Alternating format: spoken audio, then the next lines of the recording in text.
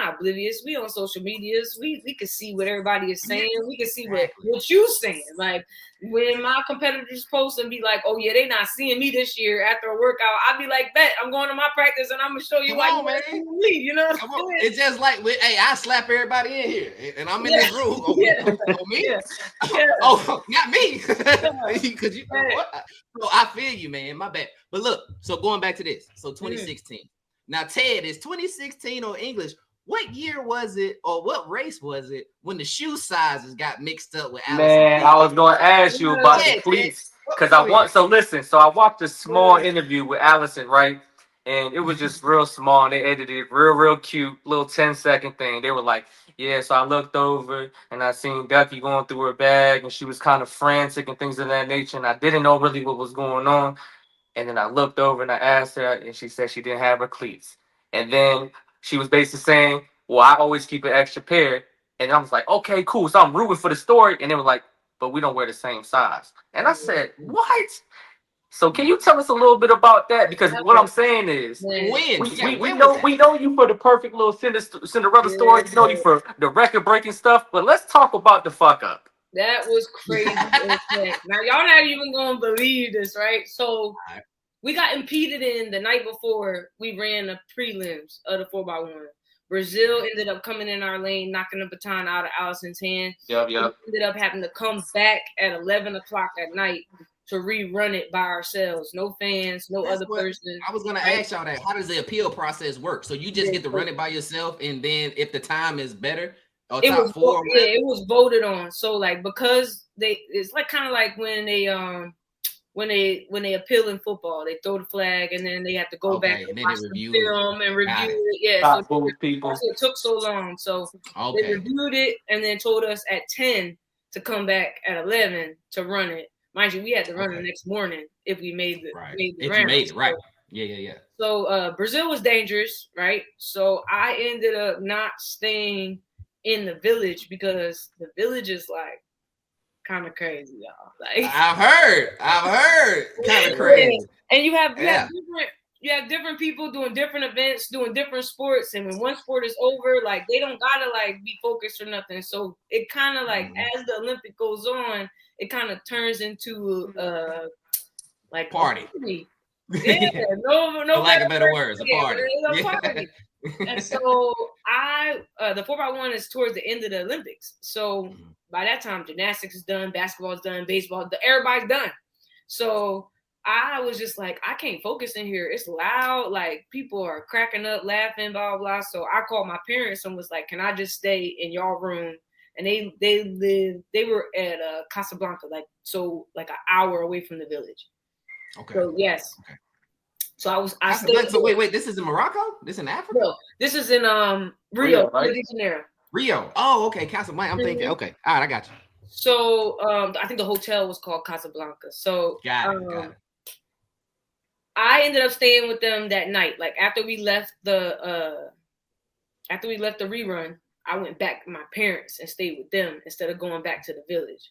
So I literally took my bag from the track, put it in the Uber, put it in the hotel room, took a shower, went to sleep, didn't open it, nothing, right? Yep. So I knew my stuff was in there. So the next morning when we go to the track for the next round, for the final, I'm looking in my bag, making sure everything in there. My spikes are in there. Everything is in there. I zip it up. I take it to the meet. We get to the practice field. We start warming up for the track meet or whatever. And I am who I am. I start talking smack out loud, like, yeah, we about to take this. Yeah. Y'all seeing that? Oh, you talking to Brazil. You talking to Brazil. I'm talking out loud. I'm talking out loud. Jamaica there. It's everybody warming up. Right? Yeah. So I'm like, yeah, y'all thought we was done. Yeah. So, but that's how I do. Like when I'm warming up, you always want to hear me because it's like either I'm dancing in front of somebody acting crazy or I'm just talking that shit. So I start talking. I'm talking. And I get into like not a verbal. It wasn't. We didn't really say words. It kind of was like a stare down and like a what's up? Like what you feel with a Jamaican runner. And my The bag. Jamaican runner or a Jamaican runner? Because I'm thinking. Okay, you guys say my bad. Go ahead. I'm right. Go ahead. Like what you do. No one said no comment. No one said no comment. Okay. All right, go ahead. Go ahead. We like how you talk. Yeah. Go ahead. So my bag is sitting on the side, and my coach is standing by my bag. So I yell at my coach, "Watch my bag," because obviously I know if I'm gonna be talking all this rah-rah and stuff, like I gotta make sure like my body good, like everything is straight. For sure. My coach is a very social guy. He was a very social guy at the time, so he was kind of bragging, like, "Yeah, you know, my athlete kind of crazy." You know, he always called me crazy, so he like bragging, like, "Look at that, look at little shit over there talking all that mess and all that stuff, right?" Yeah. He's not watching my bag. So when we go to like do like some mock handoffs, I go to like put my spikes on because we need our spikes for that, and my bag is open on the floor. Oh. So I look, and I'm like, my shoes are gone. My other shoes were in my parents' hotel room. So I always carry a second pair too, but it's an hour away. So I'm like, bruh, I don't know what I'm gonna do. So at the time, Tori was like, I got an extra pair of spikes, but she's an Adidas runner. I was like, I can't do that, baby. I'm a Nike runner. I can't do that. I'll be fine. Like they'll drop me. And my contract. Really? So yeah, you can't do that. That's like, like cheating on your wife.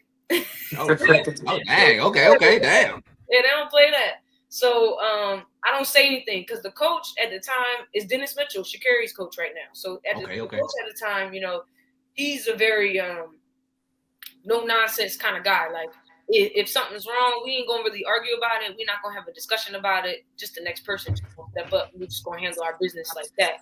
Like with the U.S. team, it's always like the 4 that's gonna run, and then there's always like 3 in the background just waiting and just like the clip is full in the United States. So I knew that if I voiced that I had an issue or didn't have equipment or anything, that would hinder my ability to be able to run out on the track. So I kind of was like my meniscus, I was quiet, didn't say nothing. I was just kind of just looking around, whispering to people to see if they had extra spikes. So Allyson seen me dump my whole bag out. I went inside the tent and just dumped the whole thing. I was like, maybe I'm looking over it. And she's like, I got some spikes. And I'm like, you lying, hey, you got spikes? And she's like, yes. I'm like, please let me wear them. She was like, yeah, you can wear them, no problem. She pulls these spikes out, y'all. They a size and a half too big, and they're custom to her foot. Like they were molded. Yeah, they molded for her foot. They didn't even have laces. They had some type of like dial system on the side. They like literally Nike just had to do like they heard stuff. This is crazy to hear. My meniscus is torn. My shoes is too big, and I gotta run on the turn. So I'm like, bro. Yeah, you the third leg. You the third. Bro. So is this still for the appeal race, or is this now the final? For the final. This is 15 minutes before the final. Yes. Oh wow.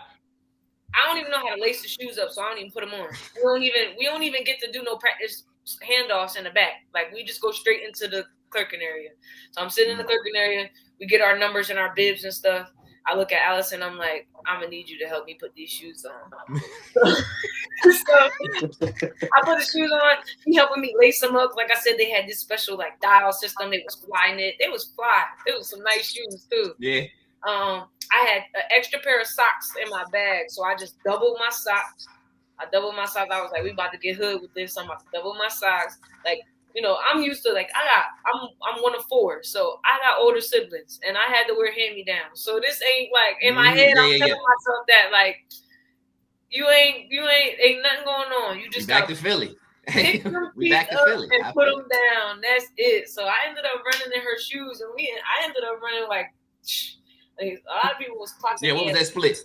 Yeah, man, I wish I had the official split, man. Yeah, okay. Honestly, I really do think I ran at least like 10, low 10. Y'all was moving. Y'all was moving something crazy. Like 3 gears on that turn. I ran that for my life. Yeah. Bro. So who was it? It was Tina. It was Tina, Allyson, you, and Tori. Yeah, Tiana was first leg. Allyson was second leg. I was third, and then Tori was fourth. Tori had never ran a relay before in her life. What? That was her first. Natural. It And looked How did nasty. that happen? and we didn't practice. Me and her didn't practice because she had the 100 and the 200. So there was no time for her at the Olympics to have like enough recovery to be able to fit a practice in between her rounds. So what are you saying to her when you saying reach? Is you just doing the normal reach? And I don't think she was expecting me to come in as fast as I was doing, because if you zoom in on the video, you see me yelling like, "Go!" like, "Run, girl!" Yeah, I remember. Running. Like, I be telling people all the time, like, I got long levers. Like my shins are long, my legs are long. So when I'm running, it don't look like I'm running fast. It just you know what I mean? Like, it just looks like my legs. You taking longer strides because you're taking longer strides. I'm covering 2.4 meters per second, and I'm running 24 miles an hour. So it's just like Usain. That's like Usain. You know what I'm saying? So it's just like it's a different ballgame. So I had to basically just tell her to run. So I ended up having to like try to hit the brakes and like put the baton in her hand. It's so funny you said that. I noticed that when you stopped, it looked like you was kind of hobbling. Now, I don't know if that was because your knee or because of Tori, but you kind of was like, afraid. You know, your meniscus is your braking pad in your knee. Yeah. So I had no meniscus. So it's like when I went to go brake, that hurt. And then I'm going from 23, 24 miles an hour to try to slow down to like 15 to get it in the zone. It was like, it was a lot, but rest in peace to Tori. Rest in peace, man. Rest in peace, for sure. Down,